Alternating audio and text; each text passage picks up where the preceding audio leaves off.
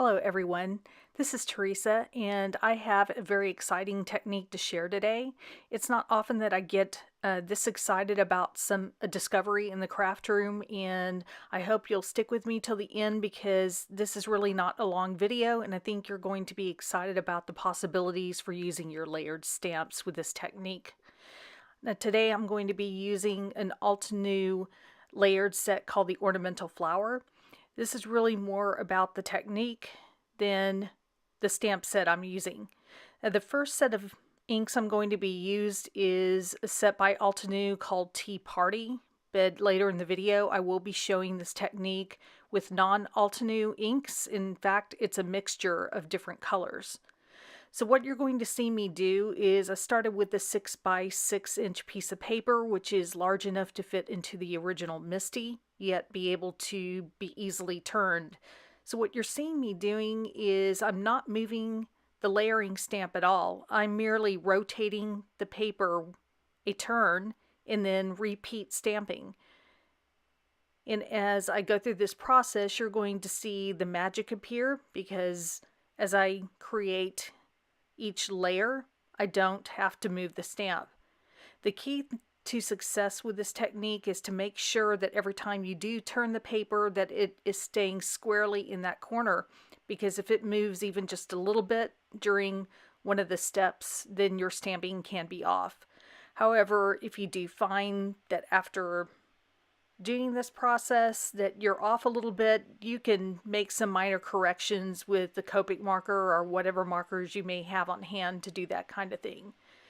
So now I'm moving on to the second layered stamp in this series, and I'm using the guide from the manufacturer, Altenew, in order to line that up with the previous stamp.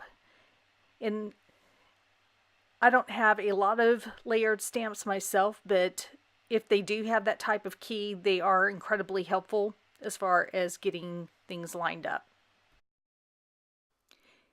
And since there's not necessarily a lot of new information that I can share during this phase where I'm just doing the repeat stamping after changing out each layered stamp, I'm going to play a little bit of music, and then I'll come back to you whenever I'm about to switch to colors just to show you what colors I used for the purple flower.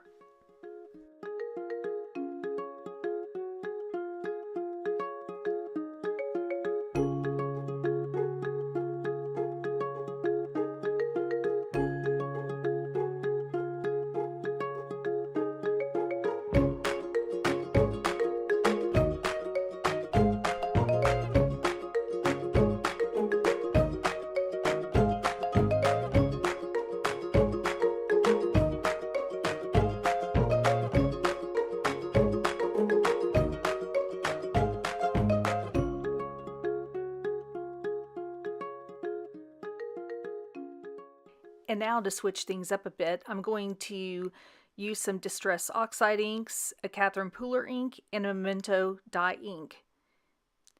And before you decide that I've gone crazy, just watch the results.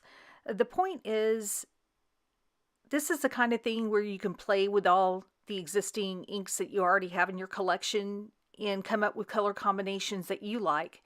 And when you do, it's a good idea to jot down exactly what colors you used so that you can repeat them again in the future. I really appreciate you hanging out with me today, and if you liked what I showed you today, please consider giving me a thumbs up. I love reading your comments, and if you haven't taken a moment to do so, please subscribe to my channel. Thank you.